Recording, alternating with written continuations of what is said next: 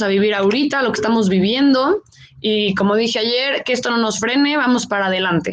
Entonces me vuelvo a presentar, yo soy Elena, creo que he tenido el placer de tener contacto con la mayoría de ustedes, con los que no, saben que mi correo siempre está abierto y mi celular también.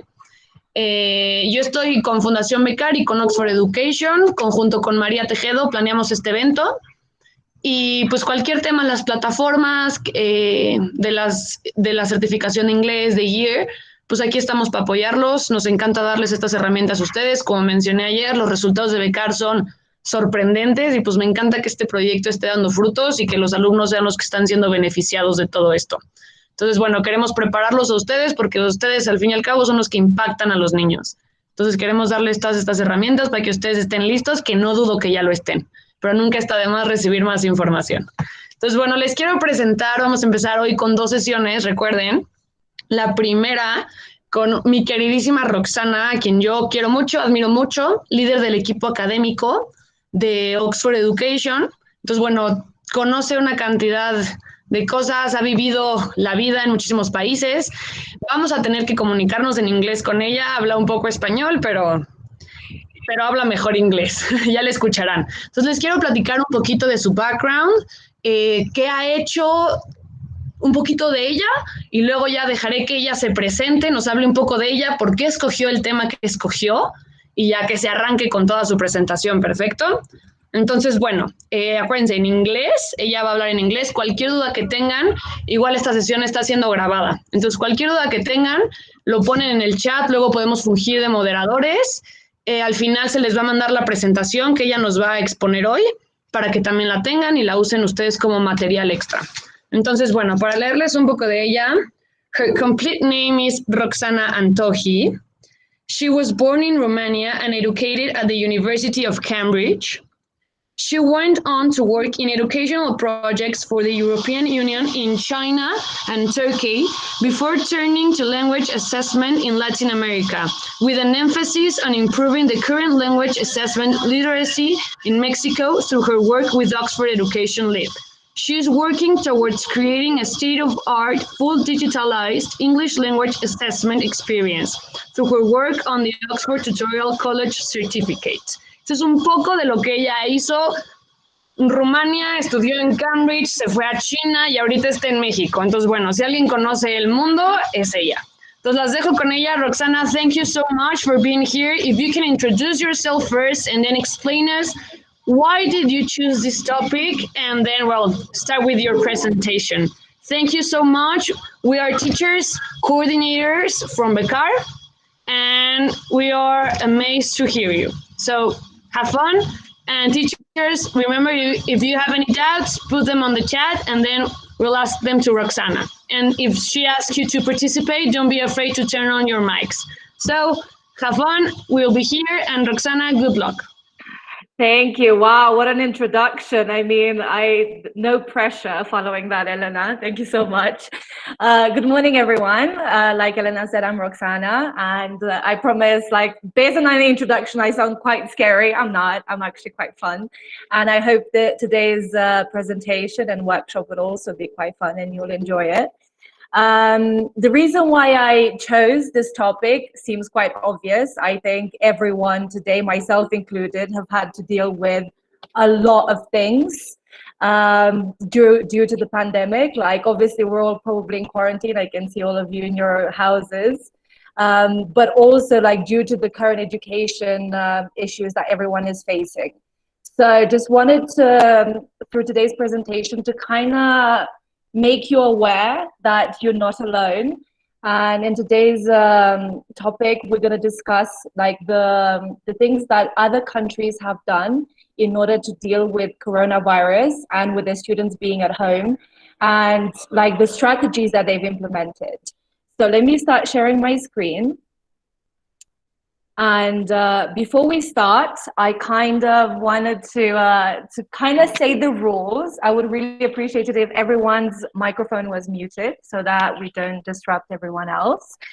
And please use the chat on the right-hand side to answer the questions that will come during the presentation and ask any questions you might have as well. And today we're going to be looking at how countries around the world have dealt with education during the pandemic. And by that, I mean any country that's not in Latin America. And then we're going to look at actual Latin America, including Mexico, and the things that they have done. And basically, this is a brief summary of different strategies that different countries have implemented. What I would really like you to do is have a notebook and a pen and write down any interesting things you see, things that maybe you think could be implemented in Mexico, or things that you think are different or special or extra. Because at the end, we're going to have a group activity where you will have to put all of the information that you learn in part 1 and part 2 to use. So it's very important that you actually pay attention, take notes, especially of the things that you think are different, like I said. And then based on that, yeah, we're going to have a bit of fun during a group activity. What I would like to do before is send a link in this group. I'll send it in the chat. Please copy paste this link in your browser. You will, during the third part, the group activity, you will be split into groups. So you will have to join a different meeting room with a few other people, a few other teachers from this meeting, and you will have to discuss together and come up with a certain solution. So please click on the link. Let me know if you have issues with it, and find your email address. And then next to your email address, you should see a group room name and a group link. So click on that link and join it. And then, for example, Dinora, I'm just gonna click on your name and I'm gonna highlight it in green. Once you've seen your email address and you've seen your link and you took it, please put yourself in green so that we know who's in what group and who's missing. If you can't find your email address, just let me know. And later on, I will add you to one of the groups that are missing people, because from what I see, not everyone whose email address I had is actually here. So based on that, we can merge a few groups if needs be. Okay, so now if you're ready to start, for the introduction, the impact of coronavirus on students around the world. Over 1 billion students around the world have been affected by the pandemic. Over 60% have had to stay at home, have had no access to education following that. They've struggled a lot. These numbers come from the United Nations, and they were valid as of July. Over 106 countries have also been impacted in the way that the whole national system, education system, has been closed down, and they've had to find different resources to make it work, to still provide education to their students. So when I said that you're not alone in this, it's obvious when over 1 billion people from 106 countries face the same problem. Something has had to give, something had to change. So that's what we're going to talk about today. And we're going to start, first of all, by asking you what challenges you've encountered as teachers as a consequence. So before we go into everyone else's problems and how they dealt with it, I would like you to type your answers in the chat on the right side and tell me what challenges have you encountered, so I kind of get to know you a bit as well and kind of get to understand the issues that you have faced. So if you could type on the right side, I would love to hear your thoughts on it as well. You can type it in English or in Spanish. Both are okay.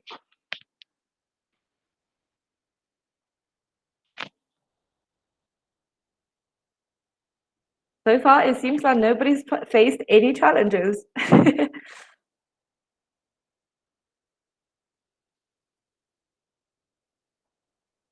Okay, it's hard to get to know your students. Like today, we have 50 people in this chat, and it's going to be quite hard to get to know all of you. Everyone's on mute. The use of technology, that's very difficult. lack of tools from both sides. Internet problems, yes, definitely, and especially for us with the Oxford TCC, I can tell you we have had to do speaking exams over Google Meet, and the number of students, thousands of students with internet problems who couldn't hear anything I was saying, that has been fun. Long working hours. Actually, it's very interesting when it comes to working hours. Research has shown that each day has increased, the work hours have increased per day by 1 to 2 hours on average. So not just for teachers, but for everyone around the world. Like, for example, I used to finish work at 5 p.m. Now I work until 8 or 9. So I definitely know what you feel like. The use of new tools, students' devices. Not all students have access to the devices that they need, and like sometimes they have no idea how to use them. And just like learning many different tools. Like at the moment, we've also been working with different platforms, and we had training sessions with over 15 platforms from around the world. And let me tell you, that has not been easy. To find what works better for the students to reach the goal, that is very interesting. Because of the lack of communication, as somebody mentioned at the beginning, it's very hard for them to actually tell you, or for you to actually get from them like the feedback that you need. Has made students lazier and they don't pay attention. I can definitely see that. And the way we check homework and give feedback. Okay. Wow. So very different issues here. The distance between friends and students. Okay. Speaking activities, no access to internet. I believe some of these things you will see in the strategies that different countries around the world have implemented. So please think about the issues that you have. Think about the issues that everyone else is posting here. And then at the end, take notes, and then let's see if we can come up with some strategies.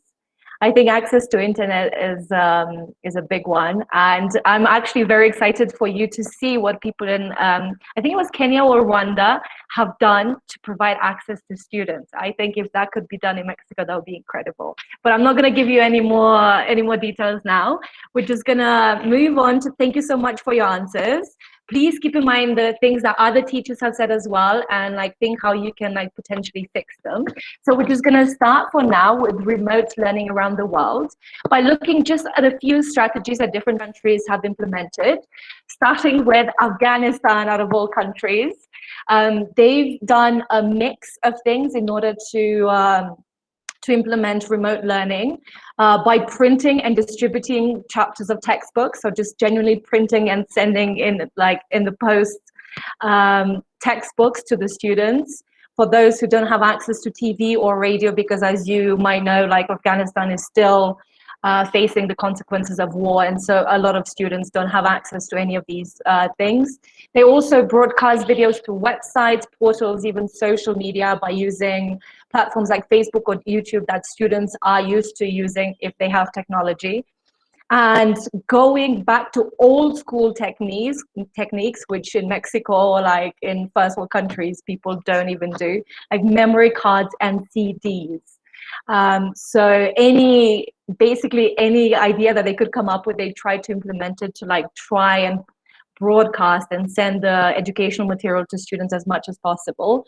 And also making use of mobile phones, doing calls and just sending lessons through either MP3 or actually just doing a call between the teacher and the students to learn. So like you can see here, there are a lot of different options for Afghan students.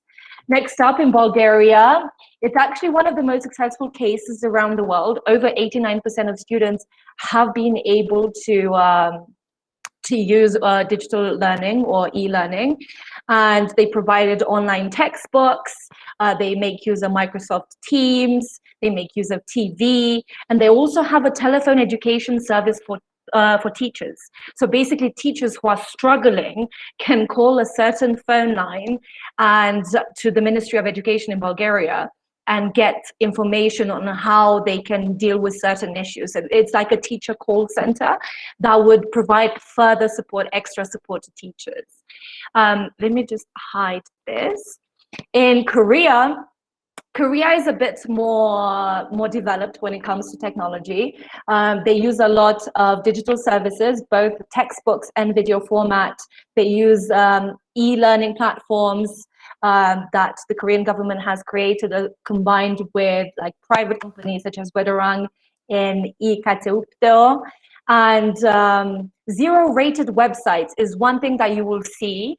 Basically, zero-rated websites means that you don't actually need, you will not have any data, you will not consume any data when you access those websites. So imagine having a platform that you as a teacher enter or a student enters, and basically all you need to do is call one of the companies, like the major telecom companies, for example, AT&T or Telcel in Mexico, and just apply. And then they will give you access to these websites for free without you having to pay for any internet or consume any data. There are zero fees. So students can actually access education by doing that.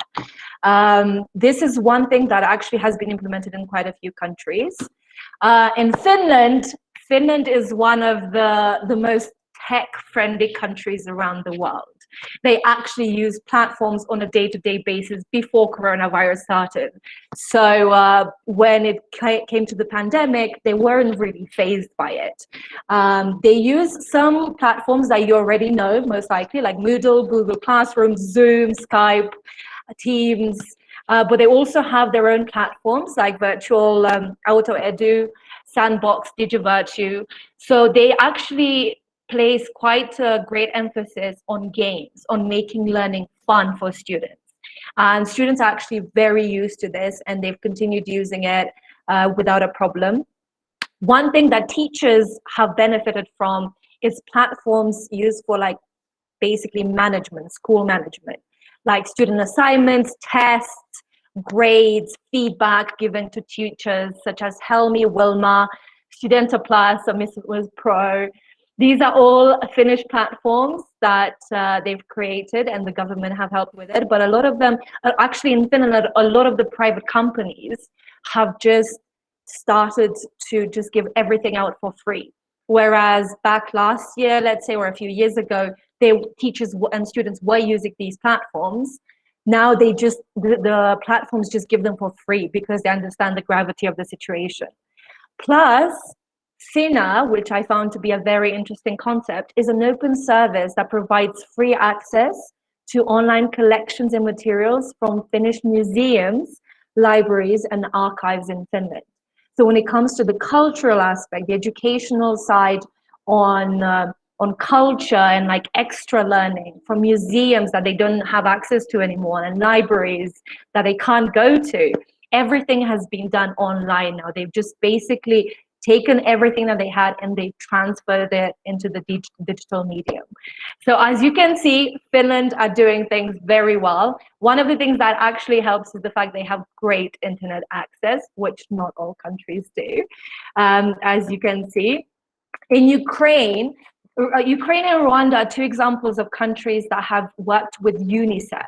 UNICEF, these are two of many. UNICEF has supported so many countries in developing their own strategies, depending on what medium works best for them. So whereas certain countries have very good internet access, others have none.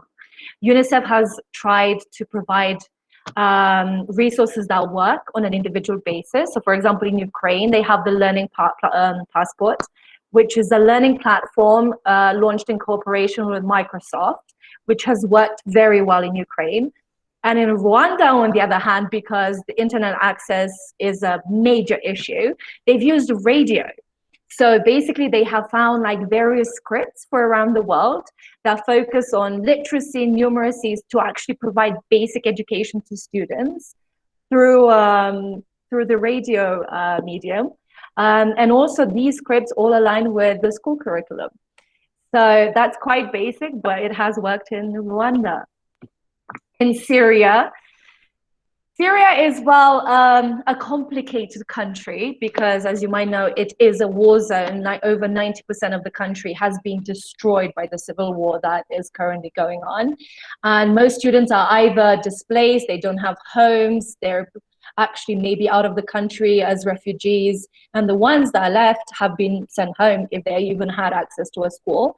All they did is similar to Afghanistan, is distributed books, self-learning program books in the post that students can use on an individual basis. And actually the Syrian government, the Syrian Ministry of Education, is cooperating with teachers and parents directly, rather than, obviously, with, like you said before, some students are lazy, they might get the book in the post, but that doesn't mean they're going to use it.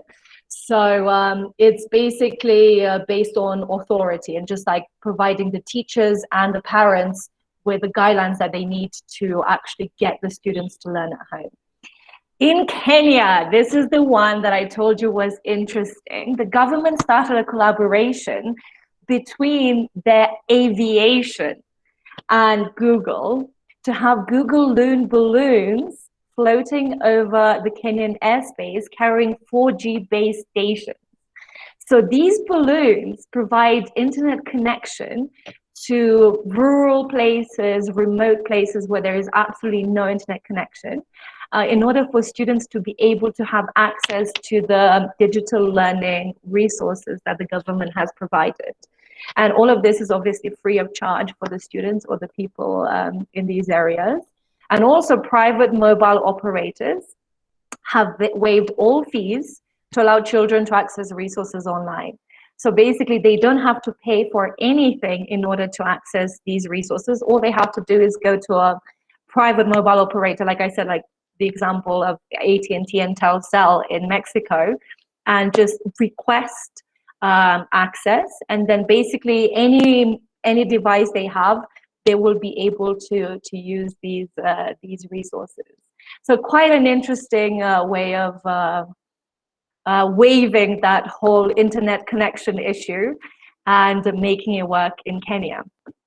In Russia, well, this is more based on the private sector. The IT companies have really stepped up to help the Russian Ministry of Education. And they provided access to platforms for online learning, like Mail.ru, Yandex, Geekbrains, through various resources, either in video format, programming courses for students to actually like gain extra skills while they're at home, and various other online resources that Mail.ru provides. Interestingly enough, in Russia, they have always also used Instagram, especially for higher education. And here, students and university staff are sharing their ideas on Instagram using a hashtag. So basically, they use hashtag uni at home. I cannot pronounce that in Russian, I'm sorry. And yeah, so basically based on their feedback, the university actually adapt their online resources or their online style or tools that they currently had in order to better make use of that and engage the students as much as they can. So very interesting stuff, very different. When it comes to Latin America, you will see they have done some things very much the same. There are some things that are different, especially in Peru. I'm a big fan of the Peruvian system. So let's take a look at a few case studies from here. And let's start with Argentina, where they have, I'm sorry, let me just hide this. They have the government portal, educ.ar, which provides digital learning resources free of charge. So as you remembered, maybe you remember from like the previous countries that I said, these are websites that you can use, you can have access to without consuming any data. So you, like a student will just go on their computer, and as long as they just have some sort of provider, like mobile provider, internet provider, they can just access these without being charged at all. They have also combined this with a lot of other resources, similar to Afghanistan in a way.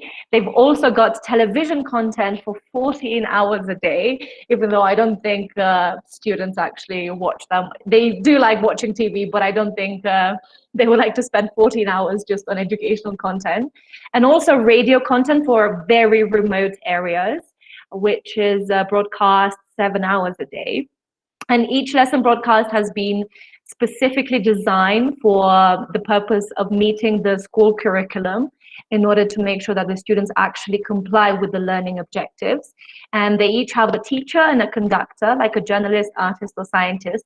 So someone who actually works in an area related to the school, to the class content, to make it more interesting or more engaging for the students.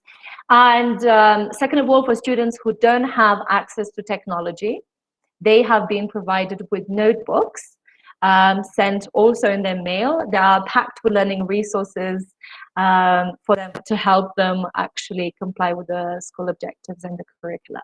So Argentina has quite a good mix of different things. Colombia has separated their students into two areas. First of all, families with access to technology. They have access to Aprender Digital platform, which has over 80,000 resources that they've come up with over the past few months. There must have been a lot of content creation going on at the same time. And for families who don't have access to technology, they've sent students a kit at home, Kit de Aprendizaje en Casa, which includes games, self-learning, resources, family activities, so they can get everyone engaged, and fun stuff like art as well. So it's a bit more proactive and just like DIY. So students, so for example, when you get a textbook or a notebook, that's okay, but like it's not particularly engaging, whereas Colombia have come up with a more fun way of getting students to learn at home, even if they don't have access to technology. Plus, they have the TV and radio broadcast that pretty much everyone else around the world has been using as well. So Colombia has tried to provide this holistic approach to students to cover absolutely everyone in the country. Peru, like I said, my favorite.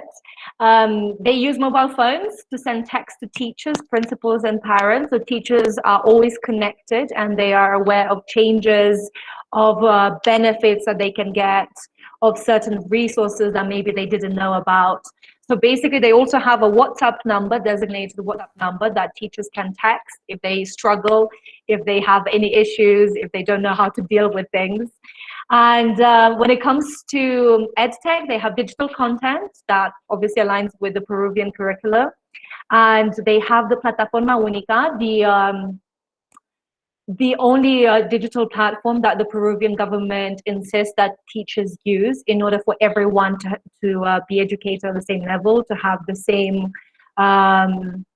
learning experience and to meet the same learning objectives. So for example, if you have a platform like the one I mentioned before with 80,000 different resources, your student might have a completely different experience than somebody in the north of Mexico, for example, because you will use something completely different. So students will not necessarily meet the same learning objectives. Whereas in Peru, they made sure that like all teachers have to follow the same resources and the same structure to have like level field for their students.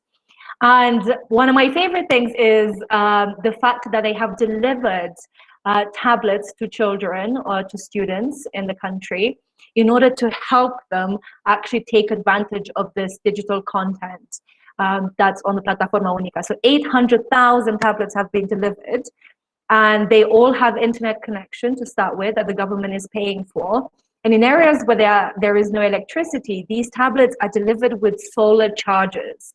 So even in the most remote areas of Peru, I'm just imagining something like Machu Picchu, students are still able to access this digital content and are still able to charge their tablets and still use them in order to not miss out on any educational content. And the students haven't been the only ones who have benefited from this strategy. The teachers have also been the ones to benefit from the tablets, with 97,000 tablets being delivered with the same characteristics, solar chargers if necessary, internet connection, and everything provided. Okay, so moving on to Mexico, which I'm sure you already know. Mexico has provided a mix of things as well. First of all, they have used Televisión Educativa, the National Education Television Network, to provide access to different channels that broadcast educational content in Mexico. So the main focus has been, due to a lot of internet connection issues, especially in remote areas or rural areas, that TV has been the focus. Although they have provided digital or edtech resources as well. So digital copies of all textbooks are available for free on the government website. And they have also started the online platform called Aprende 2.0, which provides digital learning resources for students, teachers, and families. Basically, these, I don't know what your opinion on it is. I actually would like to know, but now that you have a pretty good idea of what everyone else around the world has been doing, or some countries around the world have been using, I would like to ask you, how do you think Mexico has dealt with remote learning during the pandemic? So I would kind of want to know your opinion. You can actually tell me your opinion also in the chat on the right side. Your opinion based on previous thoughts, or now your opinion when compared to other countries, either in Latin America or countries that are not in Latin America that we presented. So if you could just answer some questions on the right side, that would be fantastic.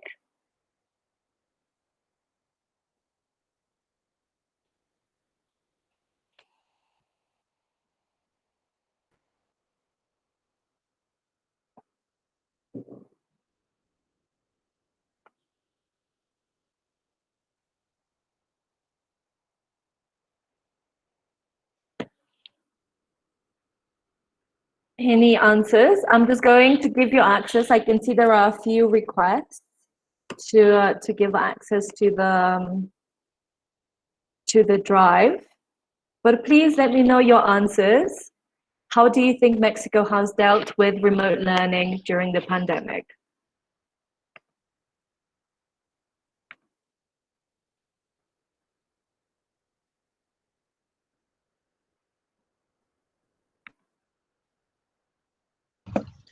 Do you want me to read them, Rox, or you're going to read them?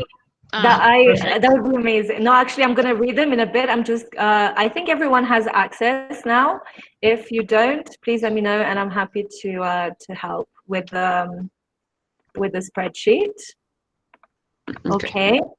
So compared to other countries, I wish Mexico would improve their tools to help us, teachers and students. Okay.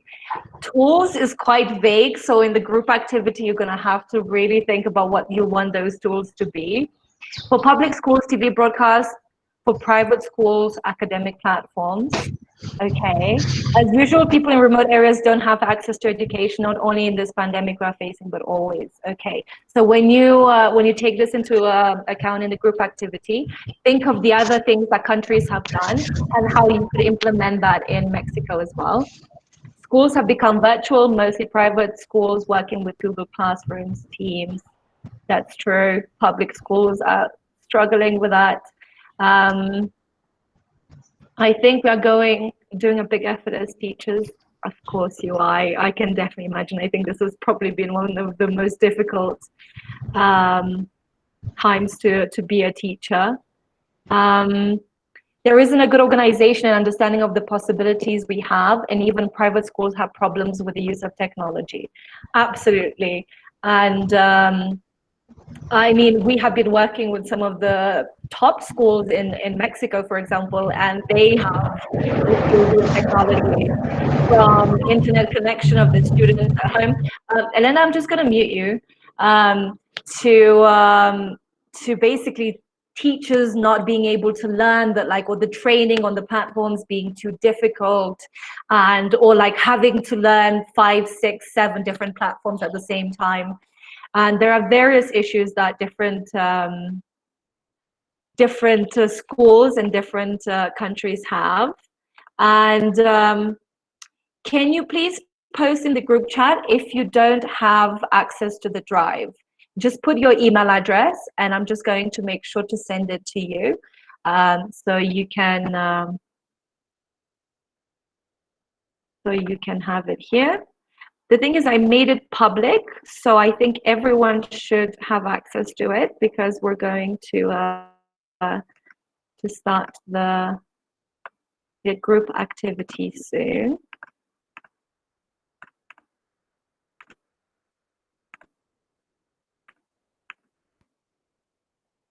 Yeah, it's telling me everyone should have access. Okay, our school used Facebook as a zero-use website, but I wish the government itself had taken advantage of the opportunity for kids. I really like Peru's plan to bridge the gap, and really worry about that with Mexico and its more vulnerable students. But comparing it to my experience hearing about the USA, I'm just glad there have been some recognition that this is a situation that's going to be around for a while and require some intervention. You are right. I mean, the situation in the US is terrifying. I have friends who are teachers in the US, and they are terrified of going back to school, because the whole social distancing is absolutely not possible. Like, you can just Google like the pictures on the internet of how they're trying to make social distancing happening in the classroom, and there is no way. And there is just no space, and there are no resources available, and teachers just get like stapled face masks at home, and just like are told, use this to protect yourself from coronavirus when you go back to school. So you are right for that. Despite the barriers, I believe that we have and will continue to have the challenge of using our resources to contribute to the integral change of the population that will soon be the future of humanity. Oof, that is not very optimistic, is it? But I do agree with you, Carlos. I think things are going to have to change, and I think we're most likely not going to go back to life as we knew it before the pandemic, and we're just going to have to deal with it and find new ways to basically get used to it. Teachers from public schools didn't have their students' mails or media to get in contact with them online. Very true. We had problems with education before pandemic, and now we are worse. Yeah, that's also a very true fact. And opposite to some countries making the use of those websites free of charge to make it available for education, our people have to pay for every bit of it. Actually, at the end of this training, when Elena sends you the presentation, I will also send you a document that has been compiled by the World Bank. So the World Bank have an educational technology branch, and they've compiled resources from around the world, both in various languages, and a lot of those resources are in English and in Spanish, which provide ed tech resources to students everywhere for free. So you will see like what the resources are for, the name, the link, absolutely everything. So we'll make sure Elena sends you that as well. So potentially you could use those following this training. And many families don't have internet, so it is difficult to reach everyone. Okay, fair enough. And now with that, I would like you to use all of these issues that you just mentioned to design a strategy that would provide an effective remote learning tool for students in Mexico during the pandemic. So you have 10 minutes. It is 9:44. From 9:45 until 9:55, I would like you to mute this group and join the other group and talk to each other with the other teachers in the group that you have been assigned on building a strategy using your ideas. If you want to Google search some of the things that I mentioned, or even just use the things that you have seen today to create a strategy that could work for students everywhere. So like you showed me here in the chat a very good understanding of the issues that like Mexico faces at the moment and yourselves face. So how about you get a bit creative and try and come up with a solution? I can't promise it's going to be implemented by the Mexican government, but it's worth trying. So please, everyone, let me know if you have issues with joining your group, or if there are no people in your group, and have fun. It is 9:45. You have 10 minutes as of now.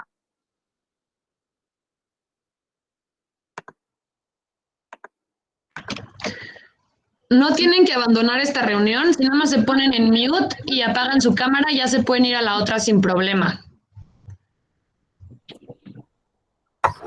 Perfecto. Gracias. Acuérdense que está en el Drive su equipo y ahí está la liga para que se unan a esa.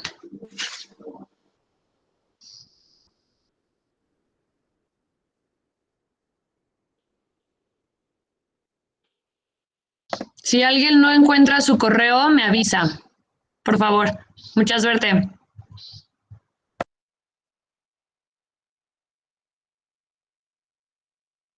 Recuerden que no tienen que abandonar esta reunión. Pueden nada más silenciarse y ya irse al otro link.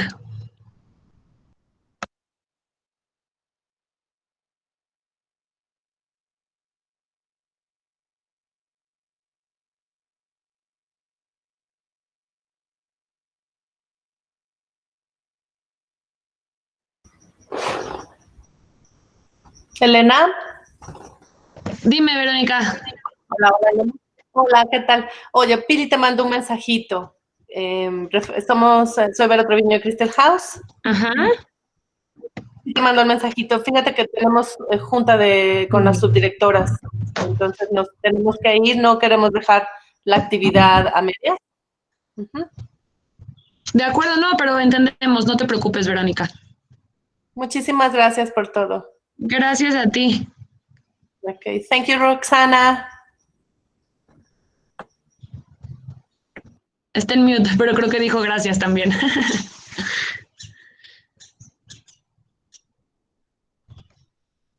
Hola, Edna.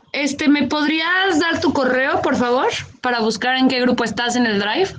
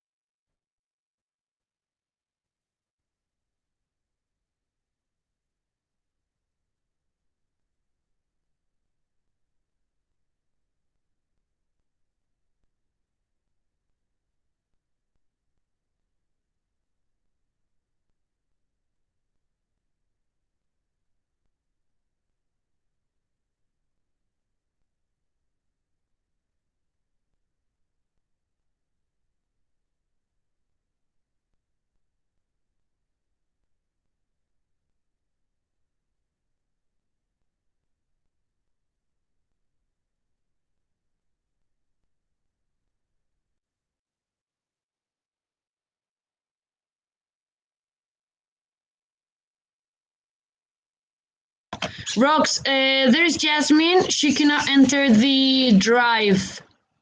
Could you give her permission, please?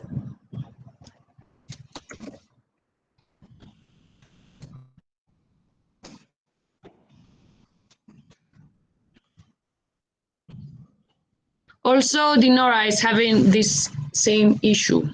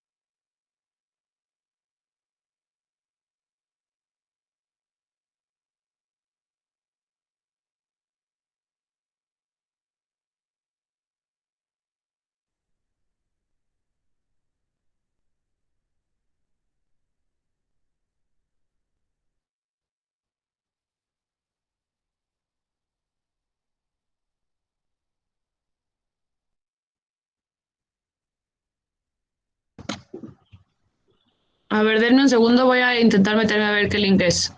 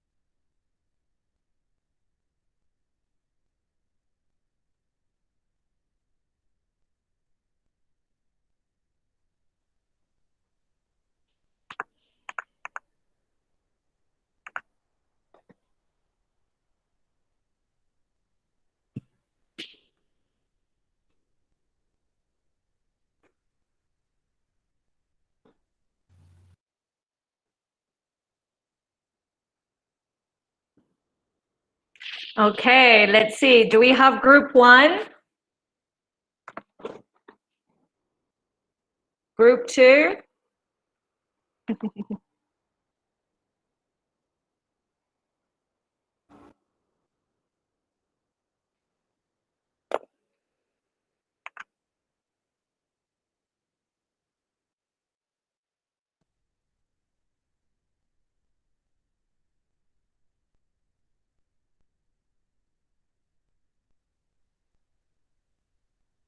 Group 1?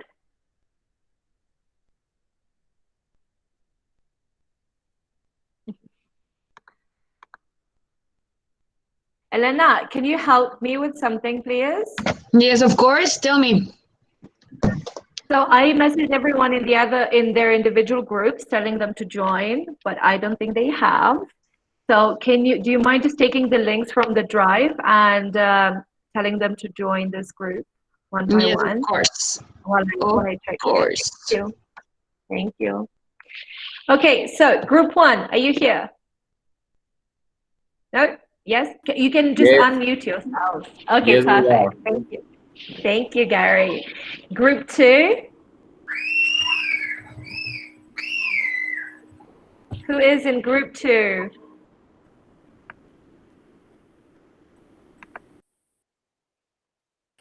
Can you unmute yourself and say here? Yeah, we hear. Sorry, Perfect. yes, we are here. Okay, perfect. No problem. Group 3? Yes, we're here. Okay, thank you. Group 4? I think group 4 was dismantled pretty early on. Group 5? Okay. Group 5? No? Okay. Group 6? Right here? Perfect. Yes, I'm sorry? we are here. Perfect. Group 6. Okay, great. And group 7? Did you disappear, group 7? Oh, there you go, Yvette. Perfect. Thank you. Okay, so now we're going to start with the presentations. Remember, well, we were supposed to have 3 minutes each, but because this took a bit longer than expected, let's say 2 minutes each. Choose one representative who's going to present from your group what you think the best strategies are. I'm going to take notes, and at the end, I'm going to send the email as well, including all the strategies that you guys suggested. And please ask in the chat for each group when they present. If you have any questions, ask them, and they will have 1 minute to answer. So, Group 1, who's your representative? No one? Actually, don't have a representative. I don't know if you, Jaime, want to participate. Gary, go for it. I think your group silence means you're it. Okay. You okay. We were working actually in talking about the activities we did to finish the school year. Este es el resultado principal de la búsqueda. We don't really talk about a strategy like for Mexico, but in our schools. So we said that some of our schools are using paid platforms, and they are learning to do it. But all of us is using a classroom because of the tools they have. The problem is with the videos. When we have to make a video and upload the video because it takes too long. So I think with Classroom, because it's free, we can get to most of the students. That's all. Okay, thank you very much, Gary. Any questions for Group 1? No. No, I think everyone is familiar with knows classrooms very well. Okay, then group 2. Who is in group 2? Okay, we have these strategies for the children. Share internet connection, use platforms like WhatsApp, Facebook, Classroom, recording videos at home by the children and the professors, and use the school website for publish the homework or the activities. We also can use WhatsApp or open a group in Facebook, and using different web pages. And they use, I haven't used it yet, but the Gear platform will be very helpful, I think. And what about students who don't have access to internet? We were talking about sharing the internet connection. Or in case they cannot be able to connect, I don't know, maybe I am just starting this year to help in the English department, so I'm not really very familiar, but maybe handle them books or notebooks, workbooks, maybe. Mm-hmm. So similar to what other countries in Latin America have done, splitting it into digital and not digital. Okay. And what was your reason for choosing Facebook and WhatsApp out of all the platforms? Well, because especially because if they cannot connect, maybe by computer, but they have a phone or something, they can use better the WhatsApp. The WhatsApp would be a better option. Or other teachers said that the group in Facebook is useful also, because they use a lot. Making a special group inside Facebook could work.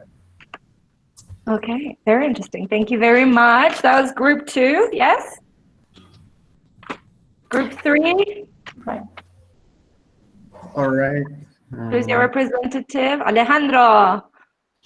All right, for group 3, we were just thinking like getting the books online and getting the books, printed books, ask for help with the government and take the books to the students.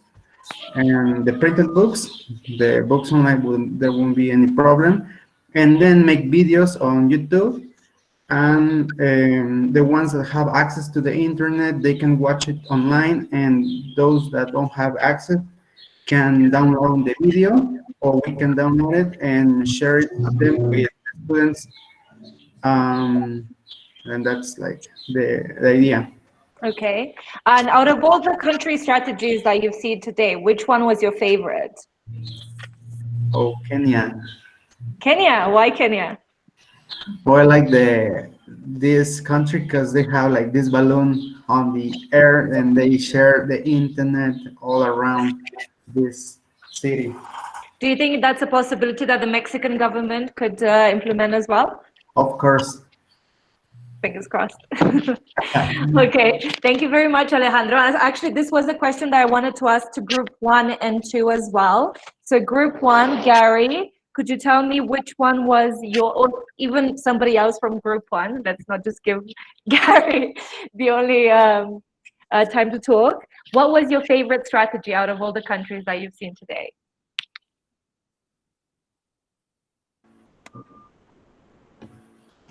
Well, I like Peru because of the tablets, no, and the access to internet in remote areas, and the solar system for the tablets, no. Because if you're talking about now electricity, but they came up with the solution, so that's why I like Peru.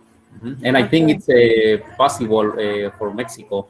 I mean, we spent thousands or millions in like political campaigns they have. So why don't spend all that money in education? So I think in Mexico we do have the money. Very good point. I like that. Anyone else from group 1? But I think like in Argentina, that they send the notebooks and the books could be good opportunity for the people that don't have access to the technology. Very true. So have a combination of things. Mm-hmm. That could also work. Okay, perfect. Thank you very much, Jaime. Anyone from group 2? Group 2, where are you at? Mafer, you were the one presenting. Hello. Anyone else from group 2? Dinara, I like Peru and Kenya's because they have made possible to give everyone the same and equal opportunity for students. Group 1, very good. Peru and Kenya. Okay. Nobody said Finland. Very interesting. Okay. Group 2, no opinion on this? Going once, going twice. Moving to group 4. Group 4, are you there? That's a no. Group 5.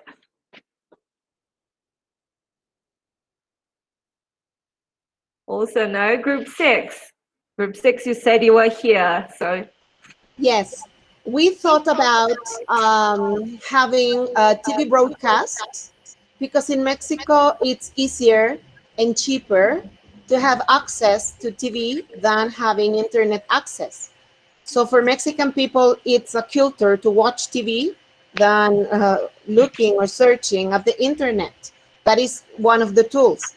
Another idea, another strategy would be the use of solar tablets that include the materials and the resources for the students that can have virtual work, not necessarily online classes. And well, for this, another strategy that you have already mentioned is use social media and the use of the different tools that has the phone, like sending messages, the WhatsApp, the videos, the images, like having contact with the students, at least having contact with them. Have you used this yourself? Sorry? Have you used social media yourself?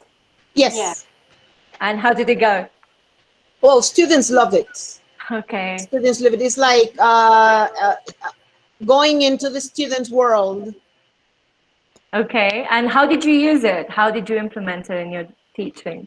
Well, students can show, it's like open a window and students can show likes and dislikes, their environment, what they think. They can show a picture or a video. Just it's like a real experience of life. Okay, great. And out of all the countries that you've seen mentioned today, which one was your favorite? I think the ones that you show about Latin American, they're very creative. I really admire, because we are in the same group, and I really admire them. Yes. Do you think Mexico hasn't been as creative? Not yet. So what would you add from the other countries to Mexico? So you'd add the Peruvian solar tablets. Anything else? One of my members in the group, they mentioned the one about the balloons carrying the internet. Kenya. Mm-hmm. And also, Russia. It's interesting, the hashtag Uni at Home. Mm-hmm. That's also interesting because another tool or strategy. Actually, when it comes to social media, because you guys are very much focused on social media, one of the websites that was used in India, actually TikTok. Like TikTok started creating educational content, and just like the students were absolutely in love with it. And then India banned TikTok. So that was very short-lived, but it's also another idea for how this can be used. Social media. Thank you very much. Group 6, any other ideas? Yes, the use of the platforms that don't consume data, such as the Aprenda. Aprende has one, and it's very useful. So Aprenda 2.0, the one in Mexico, is also one of those that doesn't use data? Yes, it's called Learn Match. Oh, okay, interesting. You download it in your phone, and it's very useful. Can you post it in the group for everyone else who's interested, like the name? So if anyone is interested in using it, you can have access to it. Thank you very much, Group 6 and Group 7. Yeah, well, we talked about work with Flipped Classroom and work with projects. And our tools could be Google Classroom, of course, Meet or Zoom. Okay. And have you been using these already? Me, yes. Both Flipped Classroom and working by projects, and for students was great. It's so different for us that we hate cameras. They really, really love them. And they prepare a recipe, and they were like chefs, and they feel so important. So working by projects is a very good idea. Okay. And what has been the most difficult thing that you've had to face when using these things? Well, sometimes the support about the parents, obviously the internet. So I agree with almost all the other teams that Kenya is a fabulous program or fabulous idea with the balloons and to have everyone internet. Okay, very interesting. Thank you very much. And that was Group 7. And Group 7, which one was your favorite from the other platforms, or sorry, the other countries that you've seen? I'm sorry? What has been your favorite strategies from the other countries that you've seen? Yes, I like my partner, Kenya. Kenya, okay. Interesting. We always think about Africa as one of those continents where education and net tech and remote learning, and look at them. I mean, they got the whole like aviation to work with Google to provide internet. So I mean, if there is hope for Kenya, surely there is hope for Mexico as well. So thank you so much, guys, for all of your ideas. I'm just going to read, I think we have another comment here. I think that Mexico should make access to the websites for teaching free of charge to the mobile cell phones data, similar to a lot of other countries that we've seen, yes. Most people have a mobile in Mexico, not the money to pay for its services. I think that Peru is more like us, and that's the reason to choose to follow that model. However, the one used in Kenya is also excellent to show our government how to use our resources if the will to do is present. Well, I'm going to make sure to send this presentation to the Mexican government and give some suggestions. Can't promise it's going to work.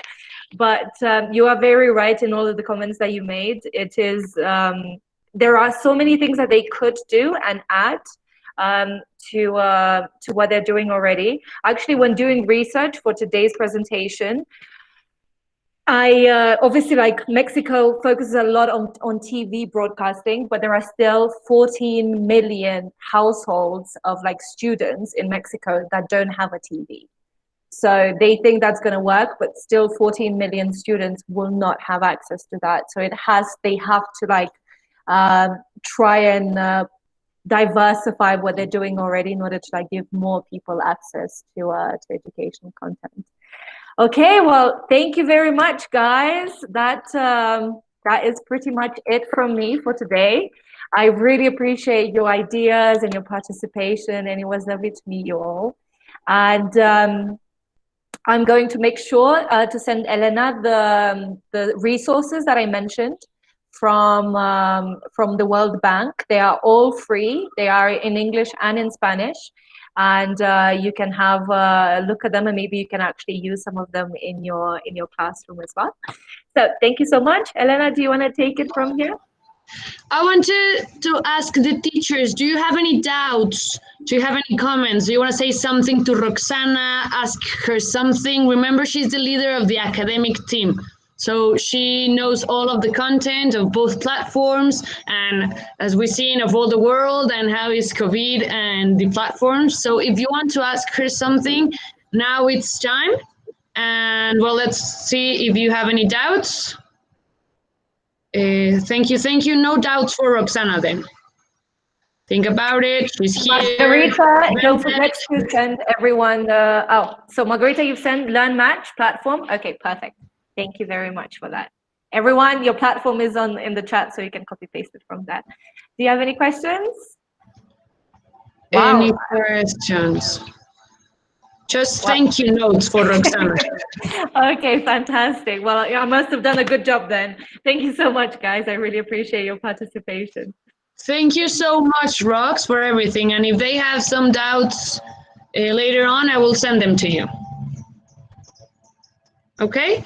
So I think there's no doubt at all. You must be very clear. Noemi Lafite, are you here? She was having doubts about how to practice speaking with the students without having like a live session. So I don't know if she's here to make the... Hello, can you hear me? There's Noemi. Rox, that's for you. Hi, Roxana. Hello, thank you so much for all your help. My pleasure. And especially, I was telling Elena that if you or the rest of the teachers could share, speaking activities. I have tried the videos, some of the activities that they already mentioned, but,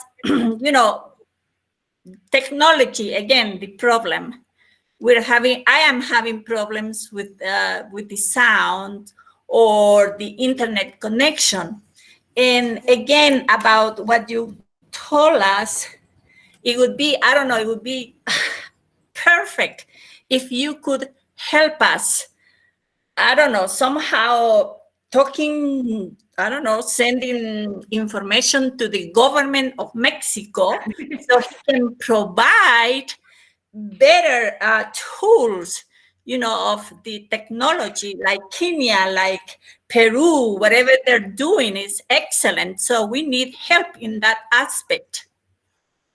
Noemi, I'm afraid I don't know how much I can help with the Mexican government. Like, that was more of a joke, please, that I would do that. I mean, I can send them the presentation, but I'm not entirely sure how serious they would take it. To be honest, I think they are trying, but like you said, like Peru and Kenya, two very good examples of how they could make things work. Like having balloons fly across Mexico to provide internet connection to students doesn't sound like a bad idea. When it comes to speaking activities, it's actually quite difficult, especially when you have internet connection issues. I think somebody has already mentioned social media. Like, I mean, which group was it? Group 6 was all over social media. So what I would suggest is actually something similar to Duolingo. I don't know if you've ever used the app Duolingo. They have speech recognition software, and they have a version for kids as well, and everything is free. So they have to say something and record themselves, and they have a voice recognition software that automatically tells them if they said it right or not. One of the things that you can do to kind of simulate that without students having to download any apps or do anything of the sort is getting them to do voice notes. Sending voice notes on WhatsApp. So having conversation, because that requires minimum amount of internet and minimum amount of data, and having conversations either with the teachers or even creating groups between the students. So actually they can talk, obviously with the teacher in the group as well, and they can have a conversation while not actually facing any of the the glitching, the internet issues, all of that stuff. So, I mean, that's a suggestion, but I'm sure other teachers will have plenty more. If you guys have anything else, please add to that. What about PowerPoint? Would that be a good activity for individually, speaking activities, so they can make presentations? I'm not entirely sure I understand how PowerPoint could be used, though.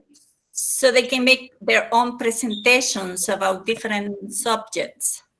And then present it to other people, of course. I mean, like giving presentation, I think Group 7 also mentioned working by projects. So either giving them like a presentation to do, or making them in charge of something. And for example, like today you, Jorge, or today you, Lena, you're gonna give a recipe. You're gonna teach everyone else how to cook something in English, for example. And that's good. That way, they're just actually gonna practice a lot more, and also a lot of role play. I mean, there are so many free resources on how to deliver role play, and that engages the students so much more because it's fun. It's not just kind of like something scripted. It's something they have to come up with. So anything that engages their creativity in that way, like I said, recipes or just anything that's kind of like practical in a way, or something fun like role playing, they have to come up with a scenario. Like you said, like the PowerPoint, like presenting it in front of others is also a good way. But when you present something just like that, they tend to get a bit more nervous, because they're just like, oh my God, okay, so now slide number 3, so that kind of like takes the fun out of it in a way. So basically, the more engaged they are and the more creative they get, the more they're going to want to practice, I believe. And I think that they could choose their own theme or subjects, their own subjects. Absolutely, based on what their likes and dislikes, 100%. Right. Mm-hmm. Anyone else? I'm sure the teachers must have some pretty good tips on speaking exams. Anything you guys have been using that has worked so far? Oh, I have one strategy. You can use the same that you do in the classroom, like show and tell. You can ask students in a Meet session or in a Zoom, you can ask students show and tell something, an object, a toy, an ability, a topic to talk about, something that you, I'm sure you have plenty of objectives, of learning objectives. The show and tell is a very good strategy. As well, I posted an activity where students can select a puzzle online. They fix it, and then they can talk about the image because they select it, and then they talk about that. It's just a reason to talk about. A description of something they can do. Okay. Mm-hmm. Yes. Perfect. And like I said, Maria Eugenia also asked for more apps to develop speaking and listening abilities. I'm going to send those resources, and a lot of them have extra practice on speaking and listening, and I hope that you're going to find those useful as well. Any other ideas? No problem, my pleasure. Any other ideas? I just want to mention that right here, like we are doing right now in Meet, we can have mini student presentations. Talk about something, and they can speak to everyone in class, and also write the feedback. Absolutely. Perfect. Thank you very much, Gary. Today you've been on fire, Gary. Thank you. Okay, perfect. And I think with that, I'm going to bow out. Thank you so much. I'm sorry? They use songs. If they learn songs, it gives them fluency on speaking, no? Mm-hmm. And gives them more confidence as well in learning extra vocabulary. Very true. Mm-hmm. Perfect. Thank you, Margarita. Well, thank you so much, Rox. Thank you, teachers, for hearing out Rox and have all these comment and interactions with her. Remember, you will receive the presentation for, well, the presentation that Rox did, and, well, you have your own comments about the activity, so I think you can have enough information for what Rox said. and about what we should do in Mexico and what we should do in our schools to improve all these abilities and to improve the use of technologies with our own students. So thank you so much, Rox. Remember, if you have any doubts about Rox's presentations, you can send it through me and I will give her all the feedback later on, okay, and all the questions that you have. But thank you so much, Rox. And moving on to the second session of today, I want to introduce you to the Director of Education and Travel Group, and also to Frank Castellum, okay? So I'm gonna speak in Spanish to present Jorge Rojas. I think he's here, right? Ah, there he is. So, okay, moving on to Spanish. Jorge, muchísimas gracias por estar aquí. Estamos fascinados, somos 49 personas encantadas de escucharte. Estamos muy ansiosos de escuchar todo lo que nos tienes que decir. Muchísimas gracias por estar con nosotros. Y voy a dejar que tú te presentes. Nada más quiero mencionar que Jorge lleva 23 años ya en el sector educación. Entonces, si alguien nos puede hablar maravillas y conocer el mundo y hablarnos de cómo México puede estar en otros lugares y ser comparado, no hay nadie más experto que él. Entonces yo te cedo la palabra, Jorge. Muchísimas gracias de parte de todo el equipo de Becar, de todos los profesores y coordinadores que están aquí. Y está con Frank, entonces para que también se presente Frank. Y pues muchas gracias y muchísima suerte. Claro, muchísimas gracias, Elena. Frank, no sé si te quieras presentar primero, un poquito, contarles de ti. Hoy vamos a hacer una plática entre Frank y yo. Me gustaría que se presentara Frank, luego me presento yo y empezamos con la presentación.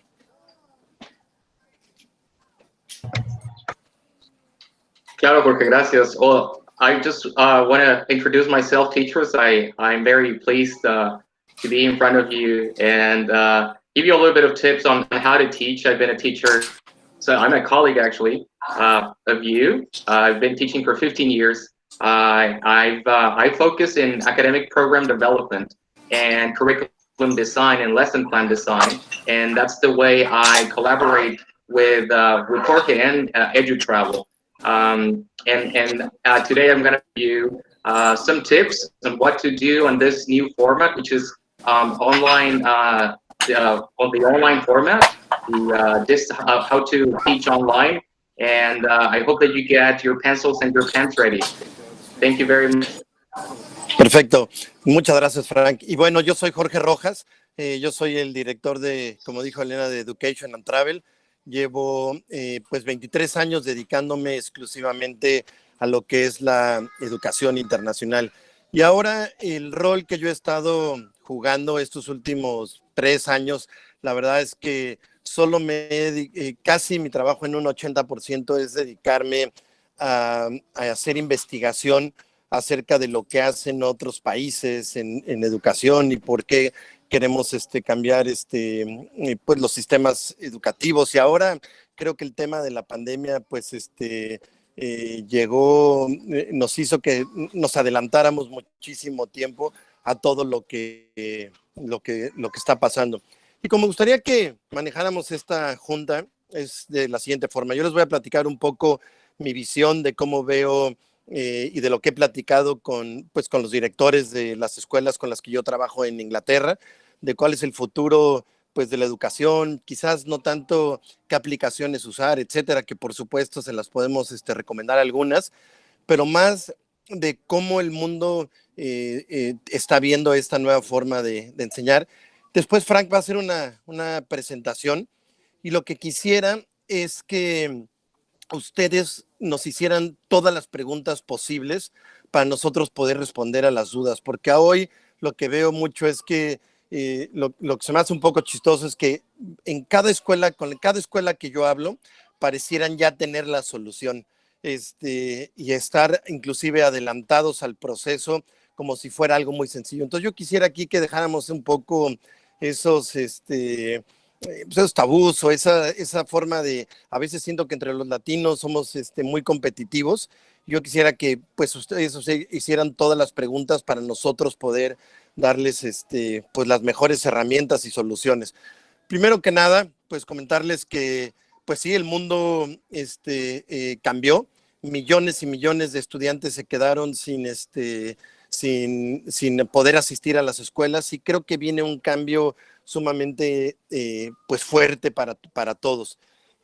Creo que aquí la parte que mucha gente olvida, lo cual para mí es una de las pues razones más importantes o quizás el punto más importante a tocar, es cómo va a ser la integración de los alumnos para con la educación a distancia, pero sin olvidar que el well-being va a jugar un papel fundamental tanto en profesores como en los alumnos. Leí hace poco un reportaje que decía que más que nunca el profesor tiene que obtener un poder impresionante y un manejo de grupo sobre sus estudiantes, pero a la vez tenemos que hacer que los estudiantes se empoderen a sí mismos para que ellos sean más inteligentes y hacerlos pensar en muchas formas. Y aquí creo que el trabajo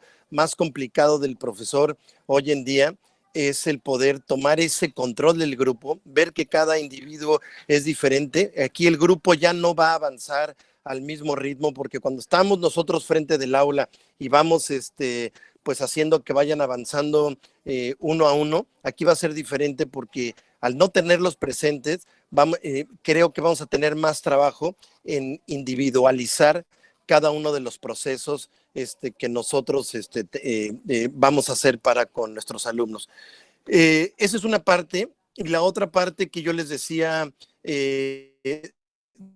del well-being, creo que la parte que es sumamente importante es ver cómo va a estar nuestros estudiantes y padres de familia en casa. Creo que, sin criticar al gobierno federal lo que está haciendo, creo que inclusive es un tema muy astuto el de poder proveer toda la educación vía televisión.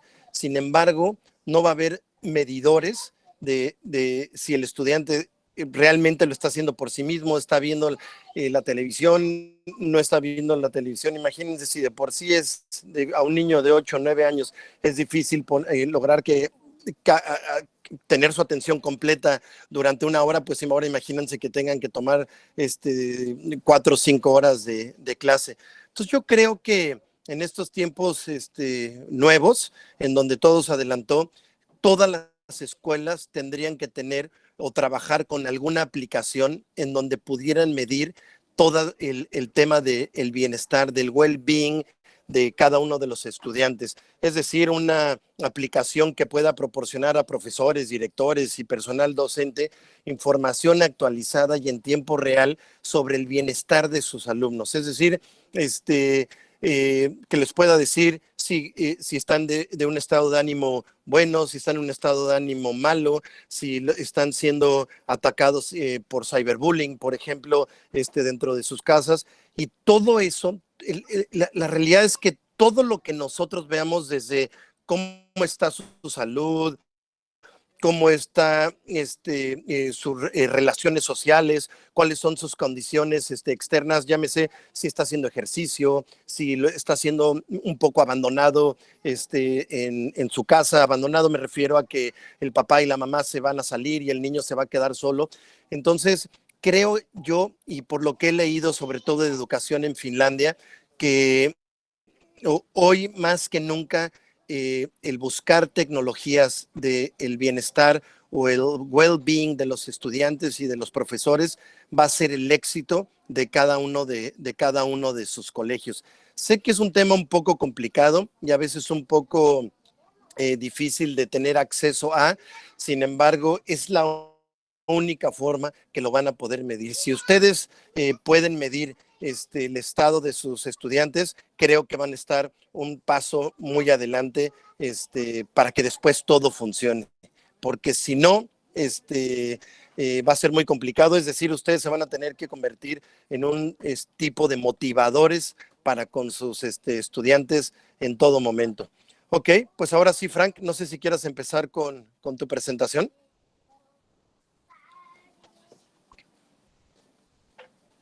Of course, thank you, Jorge.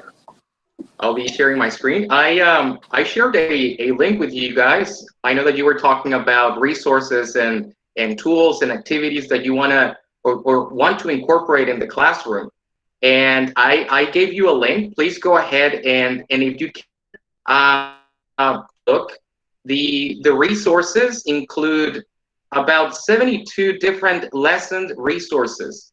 These include videos, learning modules, and resources that directly support the students in general. So please have a look at this PDF file once we're done, because I know that you're going to find a lot of tools that will support your teaching. I know that for a fact, because I'm a teacher too, and I know for a fact that it is difficult to adapt sometimes as teachers, and I know that adapting to a new format is not what we asked to do. Can you please let me know if the presentation is up? Se ve como en modo edición, Frank, no como presentación. Okay.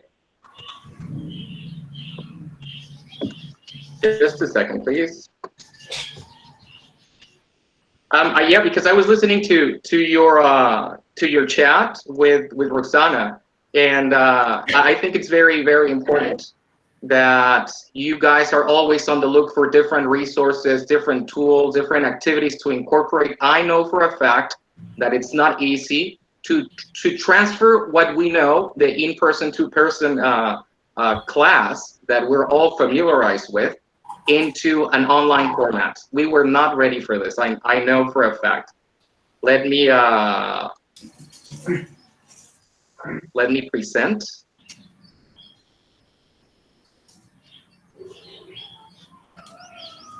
Okay.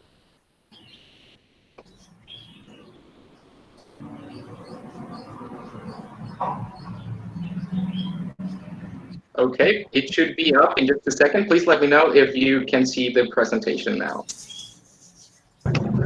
Igual como editar, Frank. It's not the same thing. That's odd. I'll send you a picture. Let's do it like this. 90%, if you want. Okay, it's because I added some stuff. How about now? No? Yeah, just a second. Just a second. How about now? Yes, perfect. Okay, fantastic. Well, thank you again. Thank you for being so patient. And hey, we as teachers know that these kind of things happen, right? First of all, like I said, I'm a teacher myself, and we're all being affected by the uncertainty, professional uncertainty sometimes, either individually or in the classroom. And you know, this thing, this whole mess, was completely unexpected worldwide. I'm talking about collectively. And we had to move from what, like I said, from what was familiar to the unfamiliar. But we as teachers, we always place education first. And we kept moving forward. I think that we all reacted and we adapted to take the best out of ourselves into this new format, which is online teaching. You know, teachers and students alike are a little bit uncertain on how to do it. We're trying to get a hold of the rhythm on how to actually do it. You want to be the kind of teacher that your students will remember.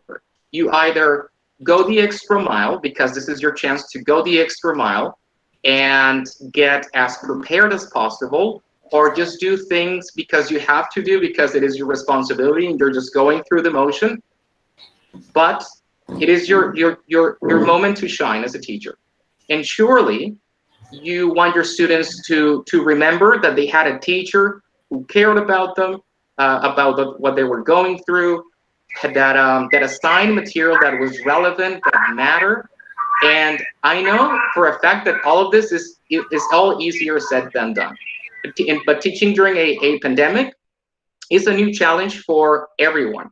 And we're still figuring out how it actually works. Now, given the reality that we're living in, for most countries, during the rest of the school year is going to be finished by online classes. That's a fact. All of you educators won't let me lie. And since there are so many unknowns when it comes to the virus itself, and the social distancing is creating, there's a possibility that when classes start again, and in some cases they have already started, those will be online too. So don't let the stress of the coronavirus hinder or dampen your love for teaching.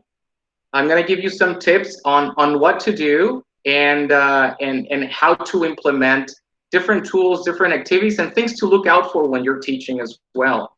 The first thing that we have to consider is that we were not told that this was going to happen, and we need to adapt. We as teachers, I know because I'm a teacher too, and I'm pretty sure that you as a teacher do it yourself.